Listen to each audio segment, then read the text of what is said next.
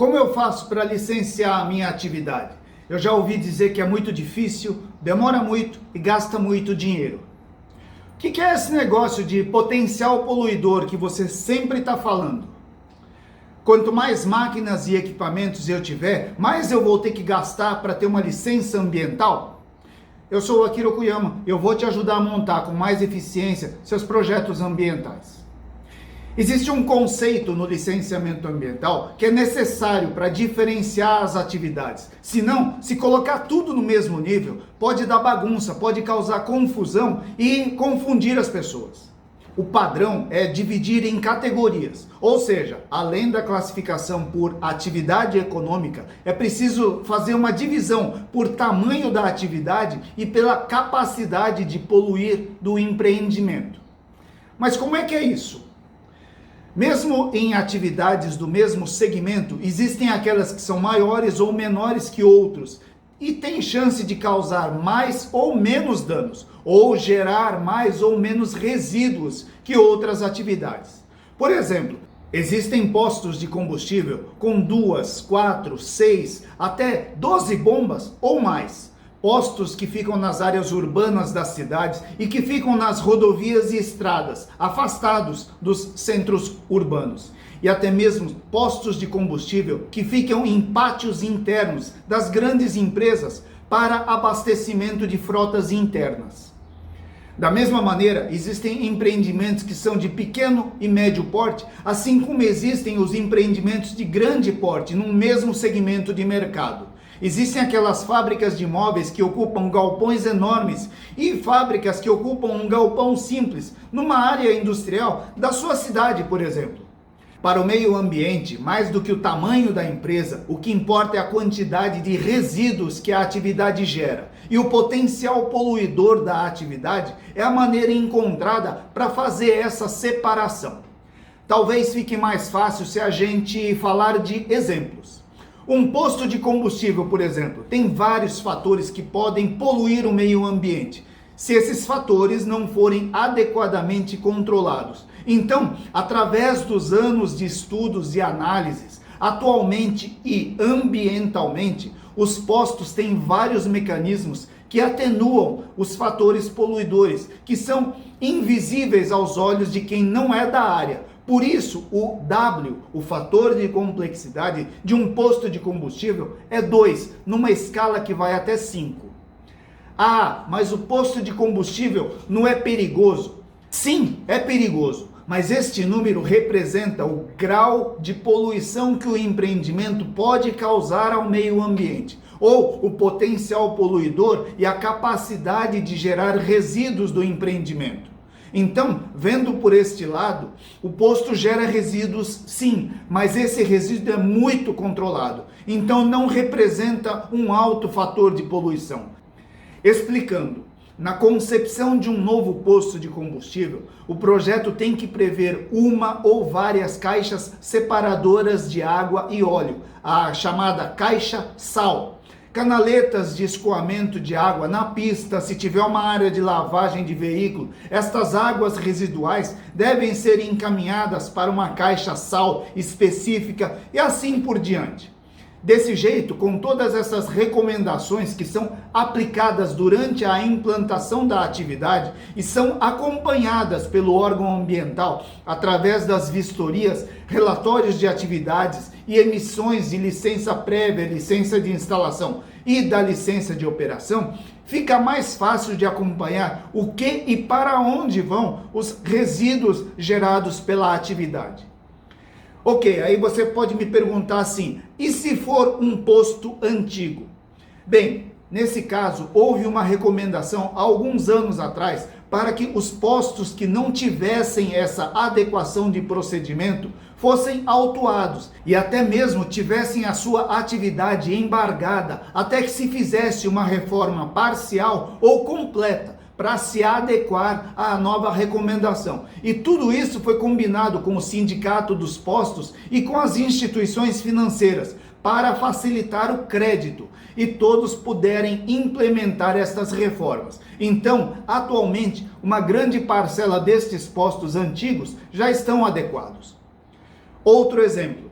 um local que faz carvão vegetal. Polui bastante. Mas esse local onde tem os fornos para produção de carvão tem uma série de itens de segurança e de filtração de gases, poeira e fuligem, justamente para evitar que a fumaça, odor e fuligem saiam do controle e prejudiquem a vizinhança. Ah, mas você pode pensar assim, a carvoaria normalmente fica no meio do mato, numa área rural, portanto não tem reclamação. Pois é. Num vídeo que eu já postei, eu falei que eu moro numa área rural e eu posso falar por experiência própria. Barulho, fumaça, cheiro se espalham muito mais longe do local primário, do ponto de partida do incômodo, numa área rural. Sabe por quê? Porque não tem barreiras para impedir isso. Se a carvoaria instalada numa área rural não tiver os mecanismos de contenção de fumaça, fuligem e filtros para evitar o cheiro da madeira queimada, dependendo da localização e da geografia do local, não tendo barreiras nenhuma que impeçam a propagação, e se tiver vento a favor ou contra, o cheiro, a fumaça e a fuligem chegam numa área urbanizada sim. Daí você vai reclamar com a prefeitura, com a CETESB, com o corpo de bombeiros, que está cheio de fuligem no quintal que você acabou de varrer, que o bairro está com cheiro de queimado, que tem fumaça preta cobrindo o bairro, mas não sabe de onde vem. Daí estes órgãos públicos não conseguem fazer nada, pois não se sabe a origem do incômodo.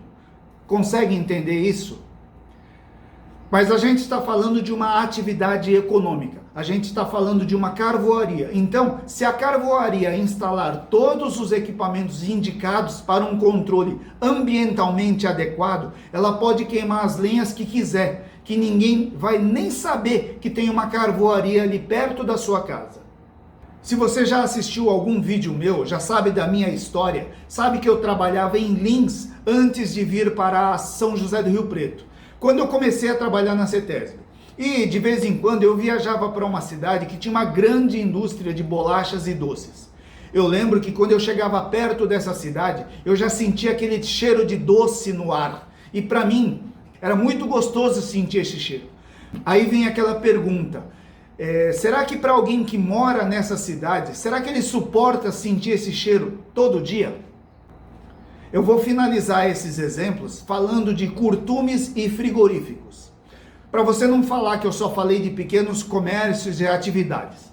Essa atividade econômica de curtume e frigorífico é classificada com W5, ou seja, o fator de complexidade é alto, o que significa que tem um alto potencial poluidor, ou, em outras palavras, existem muitas potenciais fontes de poluição e é preciso entender como neutralizar esses focos e implementar várias medidas de contenção para evitar que o empreendimento polua e ou cause incômodo à população.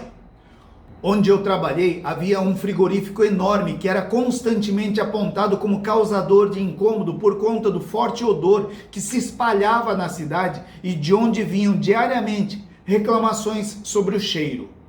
O trabalho do órgão ambiental naquela época foi sugerir a instalação de mecanismos de filtragem nas chaminés e exaustores, para diminuir e até mesmo tentar eliminar o foco das reclamações. E de tanto insistir, atualmente cessaram as ocorrências de cheiro e, consequentemente, diminuíram muito a quantidade de reclamações da população. Eu devo salientar que este é apenas um dos aspectos dos diversos focos do licenciamento ambiental nesse tipo de empreendimento que eram vistoriados pelo órgão ambiental. E eu estou dando esse exemplo porque ele era gritante e toda a população sabia dessa ocorrência. Então era preciso atacar este foco com prioridade. Com esse exemplo, dá para você ter uma ideia do desafio que é fazer um rigoroso controle e uma fiscalização adequada nos variados tipos de atividades existentes. E é para isso que serve a separação por potencial poluidor das atividades. Ou seja, quanto mais atividades o processo produtivo envolver, quanto mais maquinários ou mais manipulação ou mais química, maior será a complexidade e, consequentemente, maior será o W da atividade. Eu vou finalizar esse vídeo e vou te pedir, se você não é inscrito no canal, se inscreve. Você vai me ajudar e vai ajudar este vídeo a atingir mais pessoas e a minha mensagem vai poder chegar mais longe. E se você gostou desse vídeo, não esquece de curtir, deixar o seu like e ativar o sininho das notificações para não perder nenhum conteúdo deste canal. Se você quiser, também pode compartilhar este vídeo. Assim, essas informações podem ir mais longe e o conhecimento se espalha com mais facilidade. Finalmente, se você tiver uma pergunta, uma dúvida ou uma sugestão de tema, deixa nos comentários que a gente vai ler e preparar outros conteúdos para você. Até o próximo vídeo.